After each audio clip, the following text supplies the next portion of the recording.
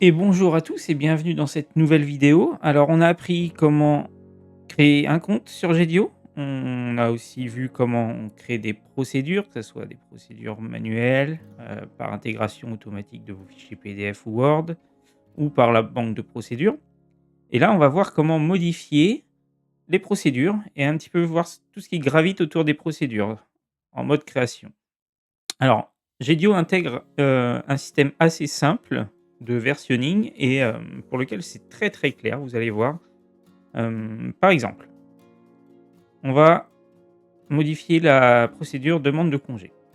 On clique dessus, on clique sur modifier. Alors on voit tout de suite, hein, elle a été créée le 28, modifiée le 29, l'auteur, ça a déjà été consulté 2 fois et cetera. Peu importe. On va pouvoir modifier en fait tout ce qu'on veut. C'est-à-dire, tout le contenu, par exemple le solde, le sans solde, on va mettre à 15 jours. On va supprimer, la durée max. Je fais un peu n'importe quoi, mais c'est pour l'exemple, hein. Hem, ou, pendant, 1 an et cetera et là, je vais sauvegarder et ma sauvegarde a créé en fait cette nouvelle version. Si on regarde ici, on a un encart, des versions. Créé le 28, modifié le 29. Alors, je tourne la vidéo, on est le 29 donc c'est, la date du jour. Je fais voir tout et là vous allez voir, on a 3 versions différentes. Moi je veux les comparer, je veux voir ce qui a été modifié entre la 3 et la 2 par exemple. Alors je vais prendre le bouton comparaison, version 3 et la version 2 et je compare les versions. Et là pour ceux qui connaissent un peu GitHub, vous allez voir que c'est un petit peu la même chose. On vous dit qu'il y a 2 lignes ajoutées, 2 supprimées. Si on regarde en détail, ici on a en rouge ce qui a été supprimé et en vert ce qui a été ajouté. Là comme c'est une modif, on considère que la ligne des 25 jours a été supprimée et ajoutée par celle des 15 jours.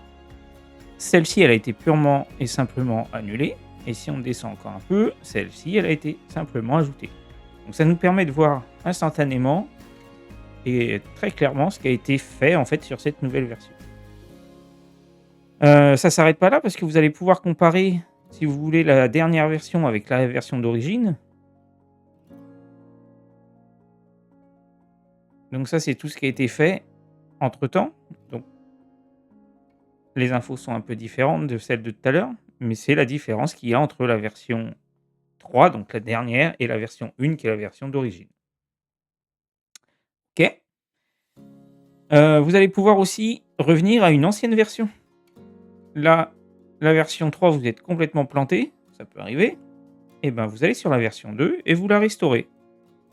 Et c'est la version 2 qui sera automatiquement pris en compte, pour, les consultations.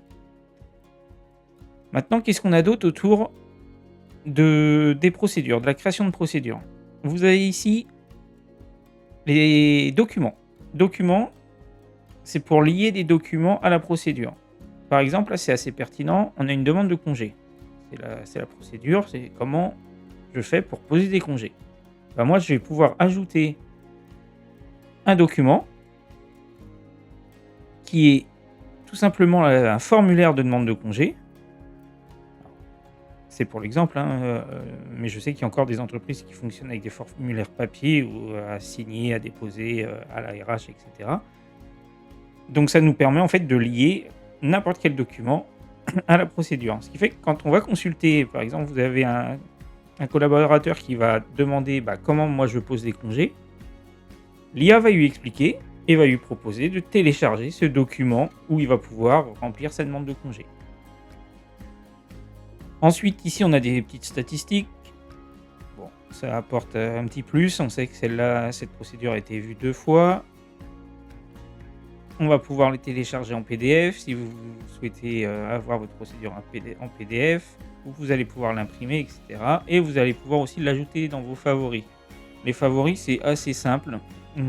C'est des procédures que soit vous allez modifier régulièrement, soit vous allez consulter régulièrement. Vous pouvez l'ajouter très simplement à vos favoris et ici, vous avez un onglet favoris qui vous est propre avec toutes vos procédures en favoris, ce qui permet d'éviter de rechercher heu, dans toutes vos procédures. Si vous avez une centaine de procédures, bah, là, vous retrouvez vos favoris très, très rapidement.